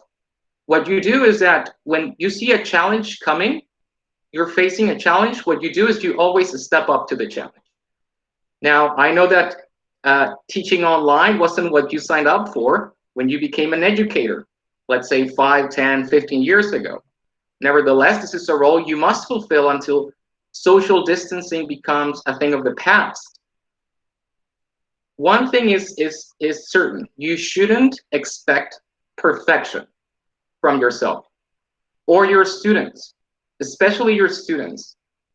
Because imagine, if you're the professional, you're the adult in the room, and sometimes you are a little bit anxious, a little bit unsure whether, maybe you have a tech problem that you did not consider, like it just happened with my presentation. So don't expect perfection from you at first, and then from your students during the first few months of online teaching. Okay. One thing or some suggestions that I have to make your class stand out, to make your class different from the rest, is a couple of suggestions that I have. Practice making videos for your class. I know that some of you are just getting acquainted to technology in the classroom, but try to incorporate videos that you make yourself authentically in your class. Not just look for resources, of course, and not just look for different tools that you're going to incorporate, but try to give that your class a different approach. By creating those kind of materials, of course, you're going to make your students feel more engaged, because of course they're going to see your teacher or their teacher acting. You know what I'm saying? Try also different lighting, different reflections on your face, different speaker or different speakers, if I dare. Try to consistently answer emails as part of your day. I know this is time investing, but it is important that the student feels, first of all, heard, that feels that you're there as a professional, as an educator. Let me give you a little bit of insight why this is very important for them and to you as a consideration, or take it as a consideration. Because most of the students that I've had an exchange with in the past 5 or 6 months, kids from almost all across Latin America, have this sense of feeling that they're not being heard by their teachers. They have this sense of saying they get a little bit bored because of this new format. Why? Because of course they have at hand's reach of their phone, or they can search something online very quickly if the class is not engaging enough. So what you want to do, of course, is one, make them feel that they're being heard, that you are there. I know it's gonna take more time out of your day. If you're teaching 4 or 5 hours a day, yes, your day is going to become longer, 8 hours maybe less. It's answering an email is not that time consuming, but it's something that you should consider, always keeping in touch with your students, or as much as possible. Try to set online hours to speak with them. The reason why is because not only answering emails is important, but also having a face-to-face conversation about how they're feeling in your class. If they feel that they need maybe some makeup work that they need to, maybe you can help them out, and simply just to listen to how they're feeling in your class. And maybe even personally, why not? We know that as teachers, we're everything. We're sometimes a mom, we're a dad, we're a psychologist. I know that you know. But do make the time, or make some time to listen to them and to be with them. Additionally, try to make new curriculum. That is something that will teach your students what they need to know during this crisis.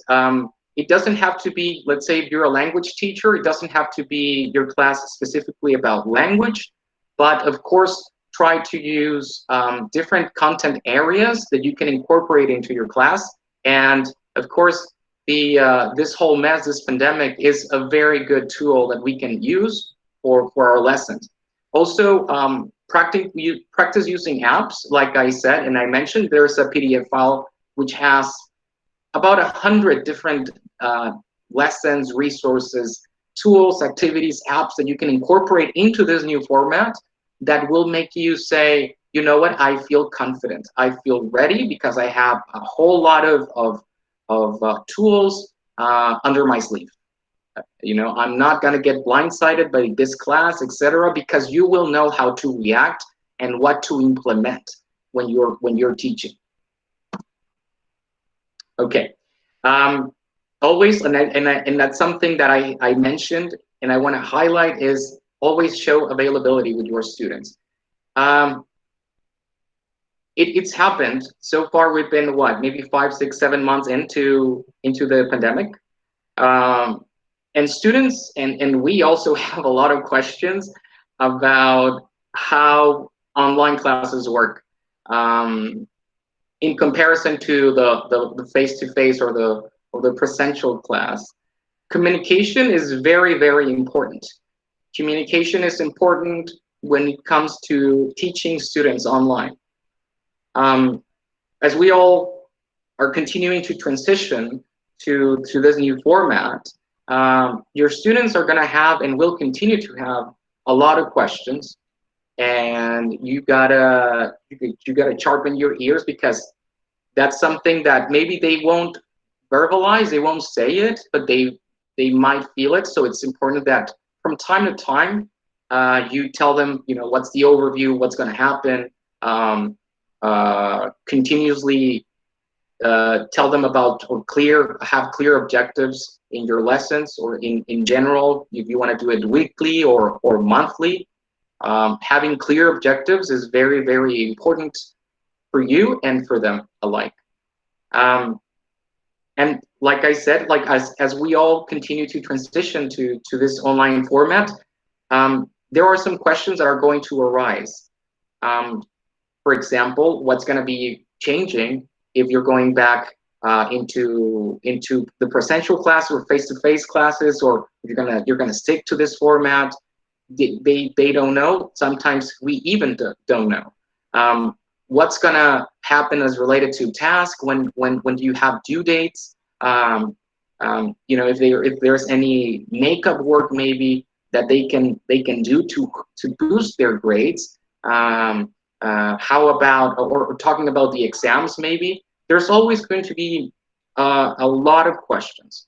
So it's okay, and I suggest that you from time to time take some time, let's say maybe if you want to do it bi-weekly, depending on your schedule and how you want to implement this, do give them some insight on what's going to happen in the upcoming weeks, as referring to your lessons, and what's the format that you're going to be incorporating.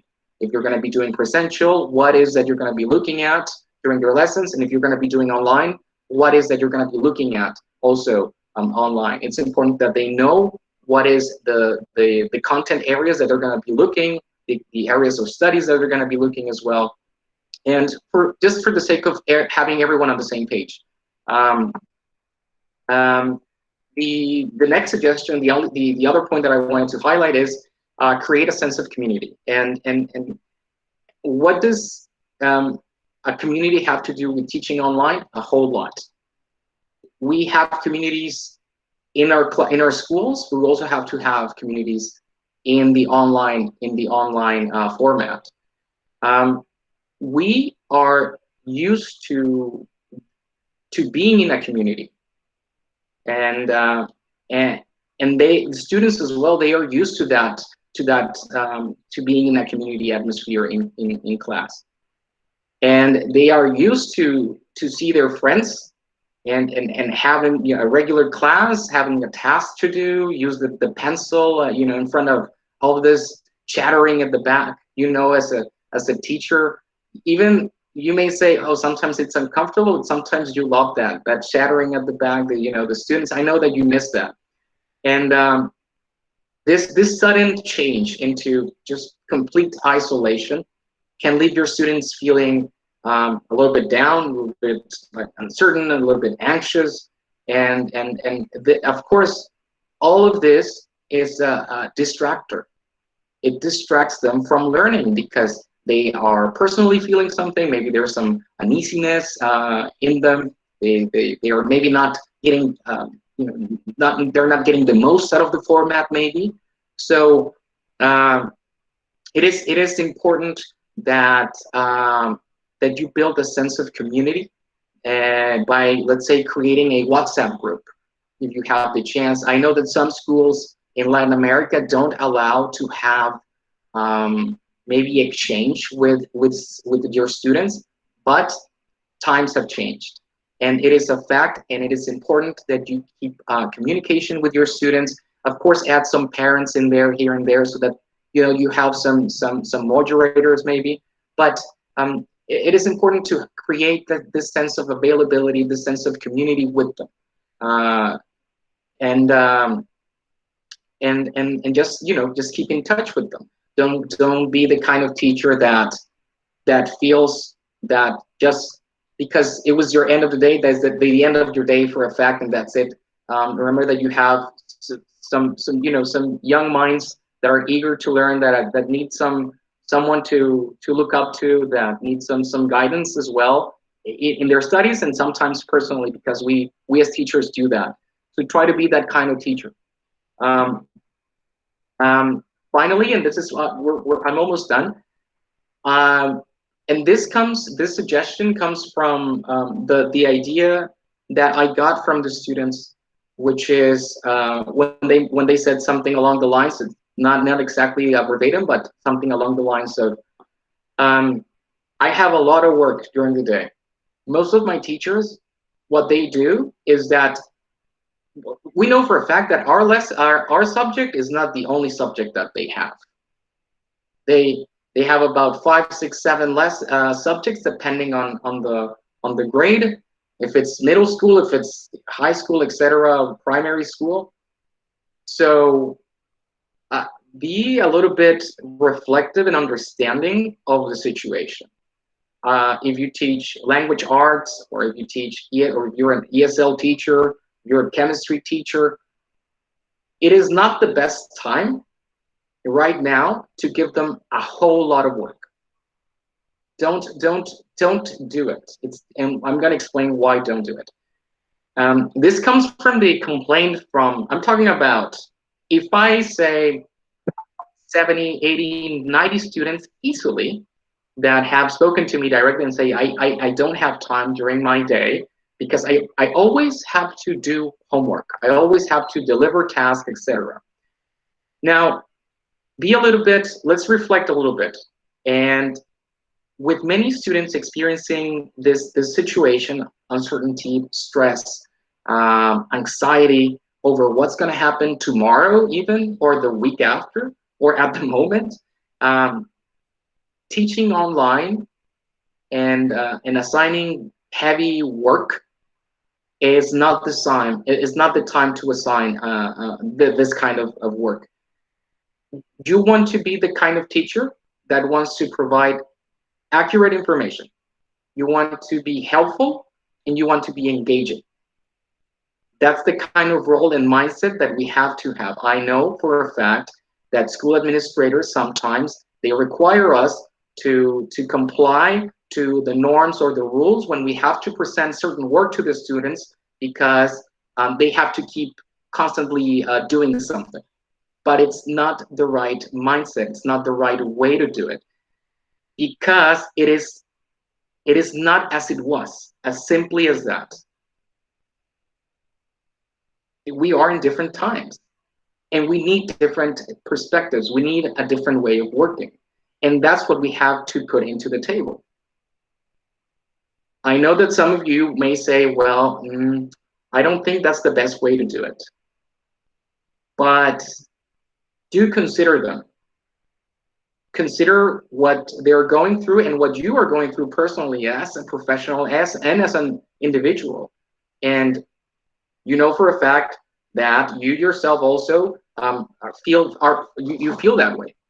Sometimes you feel overwhelmed, etc. Well, imagine that on them, amplified. So it is important that we reflect a little bit on this and say, okay, what am I going to do? Well, I'm going to assign, for example, stimulating or challenging homework, creative homework. I'm saying creative homework, something that makes them feel that they're doing something meaningful, that they're doing something memorable during these times. So, you know, we're using technology. Incorporate as much technology as you can in a fun and engaging way. I gave you tons of different activities that you can incorporate in your classroom during these times that have that sense, that spark of what I'm saying. And try to have also regular live chats or tutorials to ensure that them are understanding the work that you have assigned. I don't know if you've thought about actually creating a small course for your students, depending on the curriculum or the syllabus that you're handling at school. Maybe you can incorporate 1 or 2 topics that you want to expand a little bit more on, and you can have that as a project, as a side project. Try to incorporate a little bit of task-based learning and task-based projects.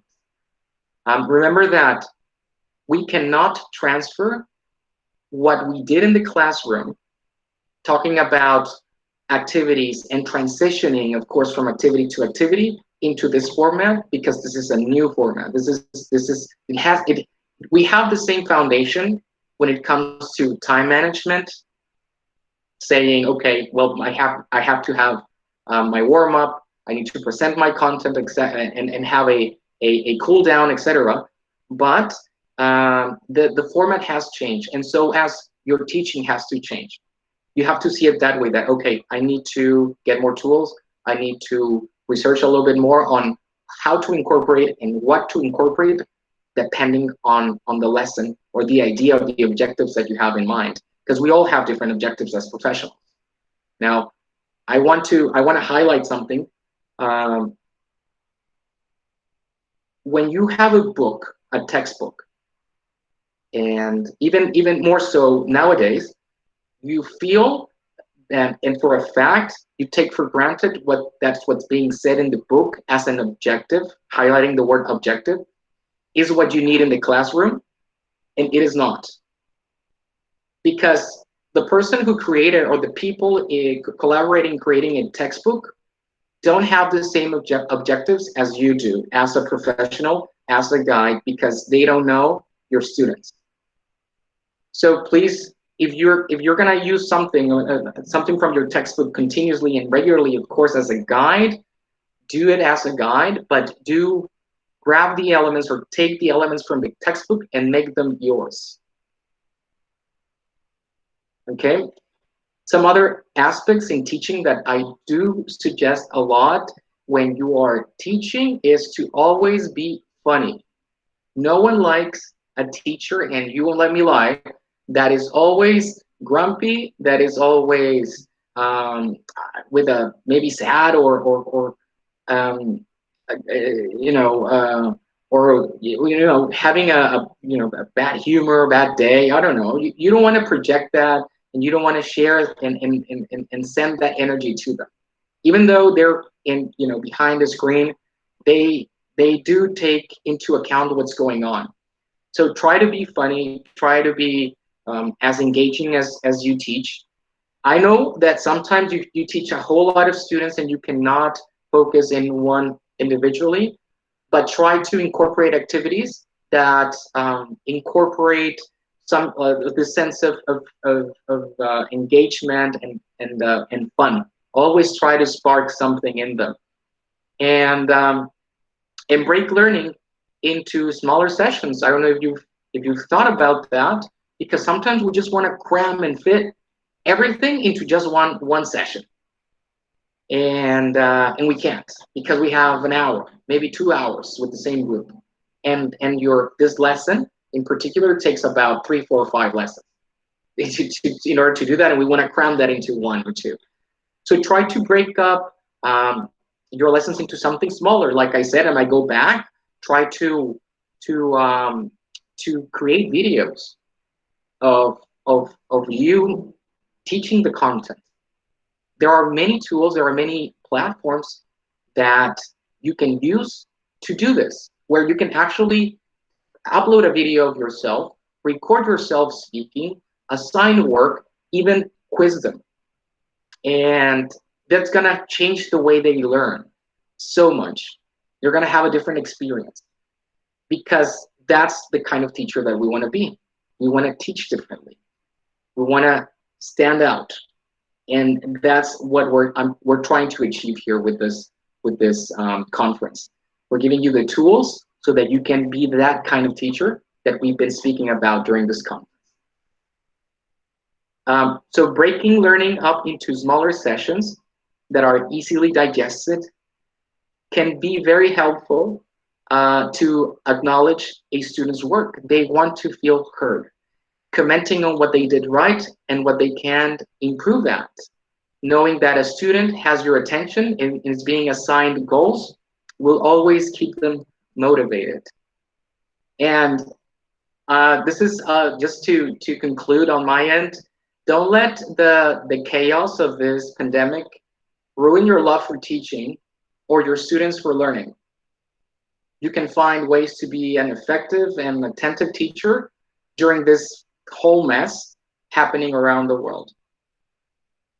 We can help kids during this coronavirus mess by being available and being communicative with them, and by supplying, of course, an education that matters a lot.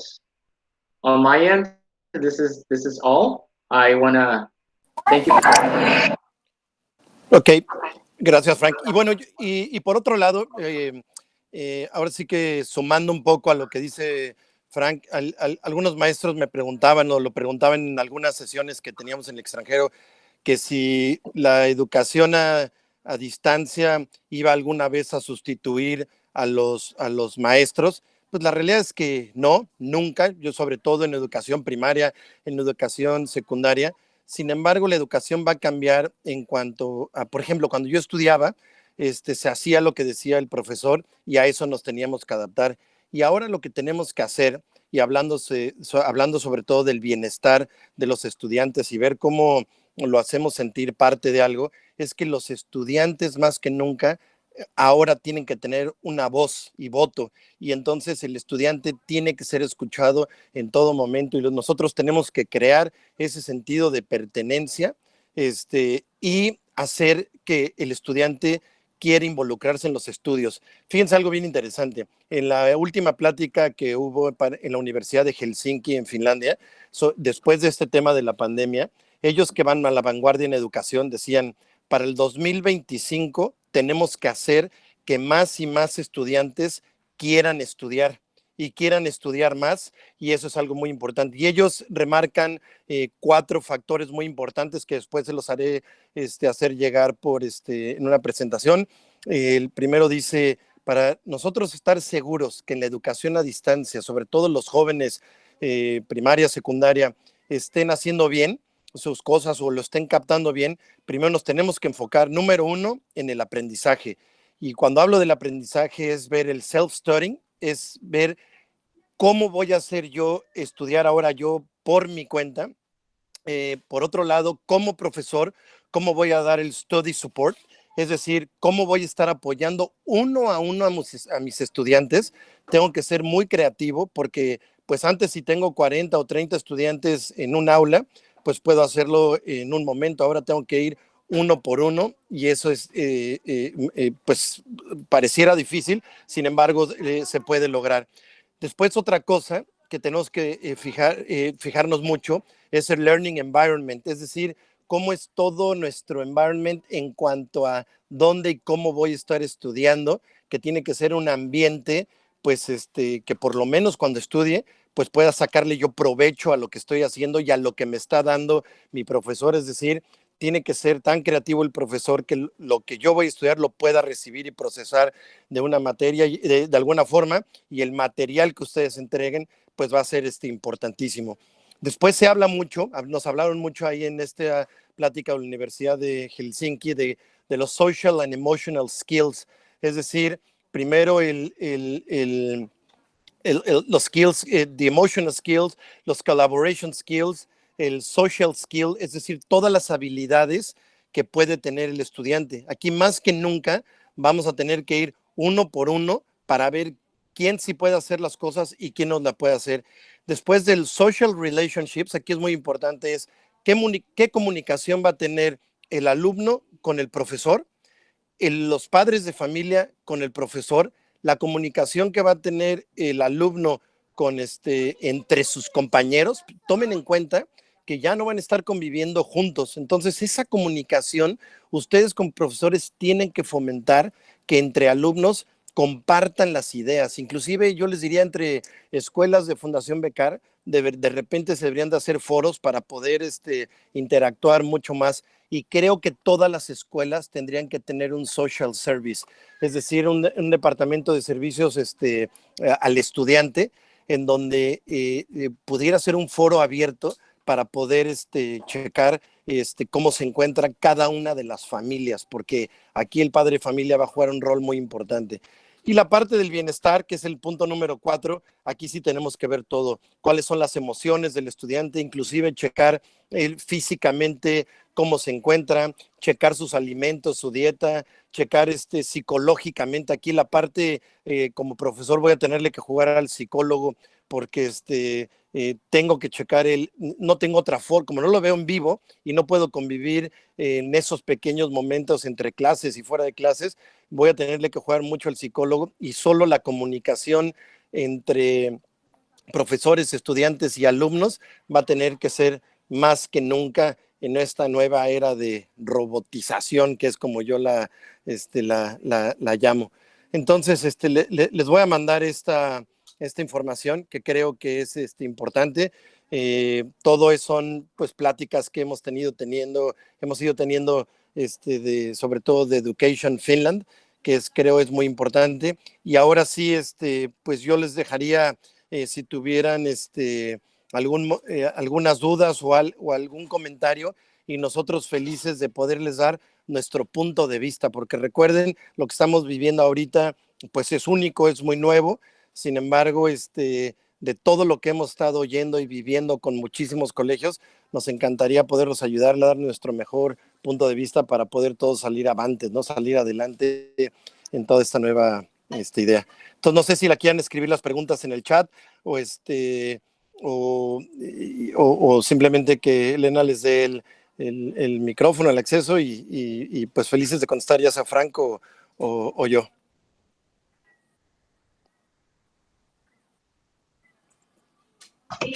De acuerdo, si quieren decirlo, pueden prender su micrófono o escribirlo por el chat. No tengan miedo, se los prometo que cualquier duda que tengan, aquí tenemos 2 expertos que les pueden recomendar lo mejor. Entonces, no tengan miedo de preguntar, o si quieren comentar algo que su escuela está viviendo o alguna situación, también pueden. Entonces, si quieren, les damos unos minutillos para que piensen sus preguntas o algún comentario y feliz lo revisamos. Pero sí recuerden esa parte que no, es lo que nos decían en las pláticas, casi todo el mundo se está enfocando a ver qué plataformas usan, pero no se están enfocando en ese tema del bienestar, del well-being, que va a ser fundamental en el éxito de la educación a distancia. Justo, Jorge, hay una pregunta, te la voy a leer, que dice Gardenia. ¿Cómo puedo trabajar la parte socioemocional de mis estudiantes a distancia? Me encantaría, te voy a mandar vía Elena algunas aplicaciones que tienen, que es algo que literal no estamos inventando el hilo negro. Son aplicaciones que ya se usan en toda Escandinavia. No sé si sabían, pero Escandinavia tiene de los índices más altos de suicidio en todo el mundo, siendo un país, yo digo, no se debe decir así, pero más que primermundistas. Y junto con el gobierno de Finlandia, ellos desarrollaron estas pues aplicaciones antes solo en páginas de internet de cómo medir a distancia con padres de familia y con alumnos. Entonces yo se las voy a pasar porque creo que son muy útiles, muy rápidas, pero sí requiere solo de un buen seguimiento del día a día, pero sí los resultados que ustedes pueden ver pueden ser sorprendentes de por qué un estudiante bueno se volvió malo en esta nueva era y por qué no está funcionando o por qué todo está funcionando de maravilla. Se los voy a mandar vía Elena para que todos lo tengan.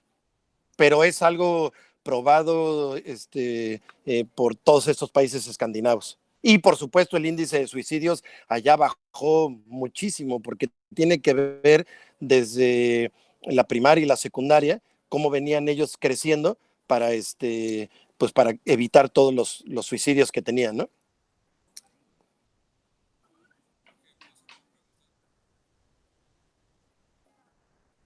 Perfecto, gracias, Jorge. Aquí hay otra pregunta que dice Jaime Mondragón. ¿Cómo podemos trabajar con alumnos con capacidades diferentes a distancia? No sé si alguien tenga experiencia con esto o alguna recomendación que alguien pudiera tener.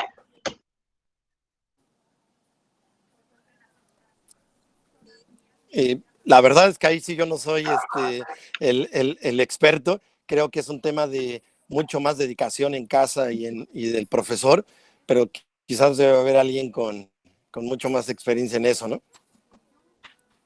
Sí, yo lo que podría sugerir para aportar un poquito podría ser nada más enfocarnos en actividades que sean de desarrollo cognitivo. Más que nada, pueden ser actividades, dependiendo del nivel del alumno, disculpe, estoy hablando español, es actividades que promuevan el desarrollo del pensamiento crítico también y el razonamiento lógico. Dentro del PDF que les envié, vienen recursos curriculares que pueden adaptar para estos casos de educación diferente, en donde vas a incorporar, dependiendo de tu área de estudio, o sea, no sé si es inglés o language arts, puedes verificar muchísima información que viene también esta parte pedagógica incluida. Ok, gracias. Y es inglés.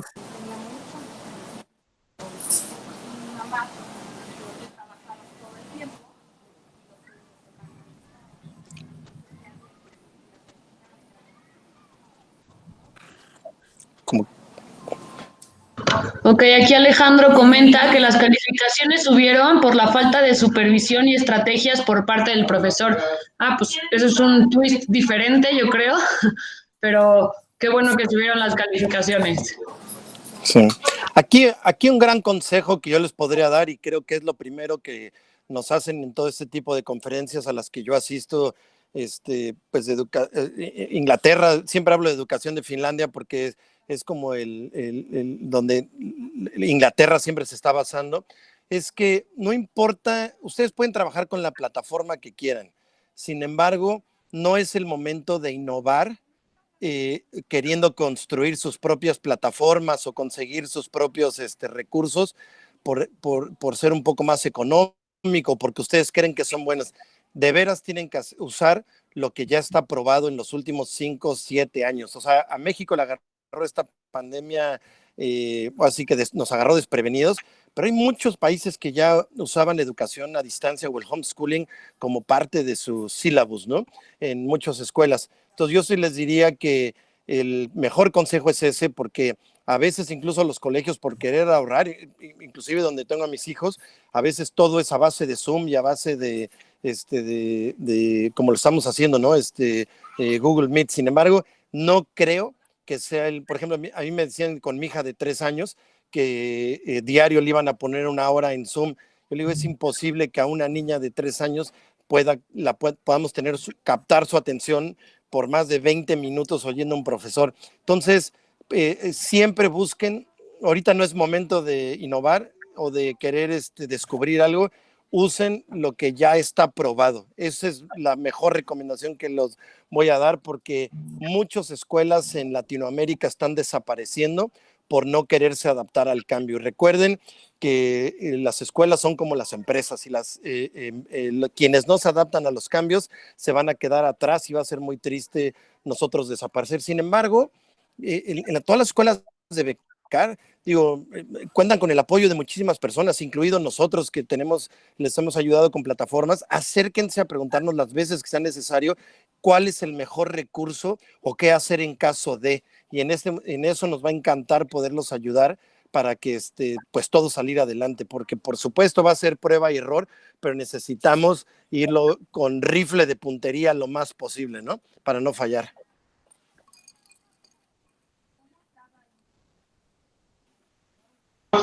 Gracias, Jorge. ¿Alguien tiene otro comentario, alguna otra duda que hacerle a Frank o a Jorge, aprovechando que están aquí?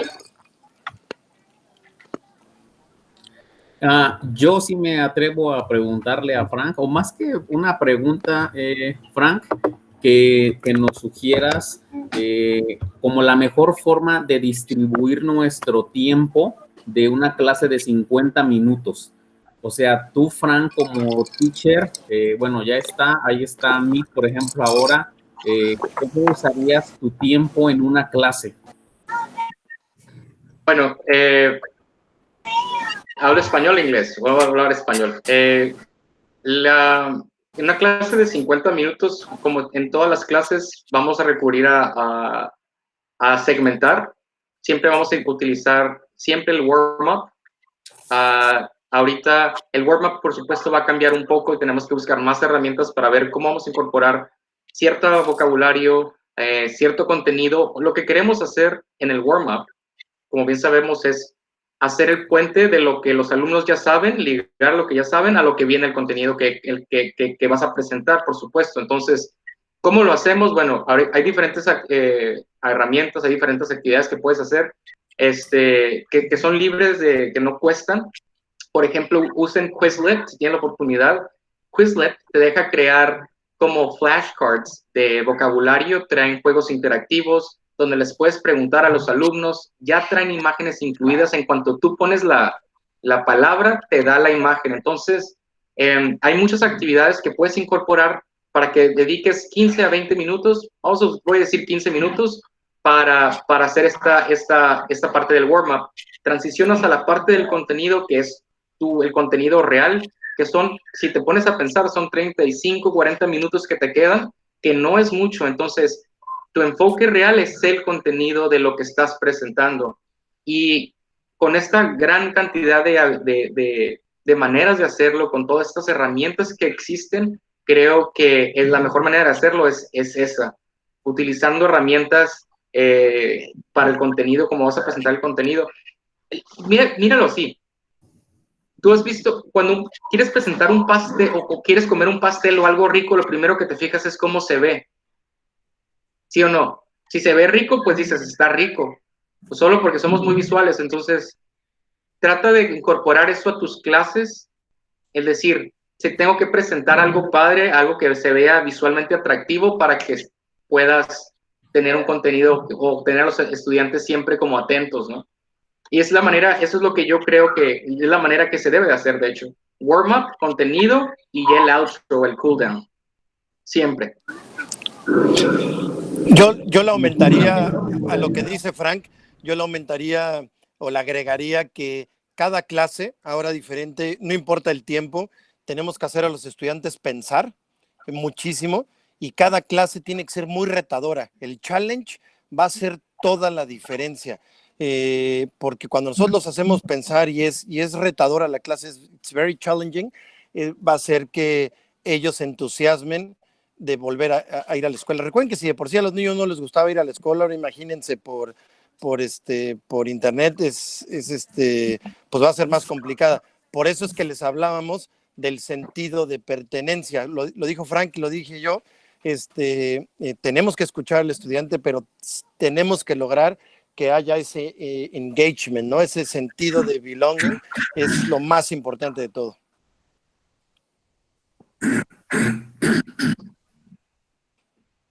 Ok, pues no sé si hay otra pregunta por ahí.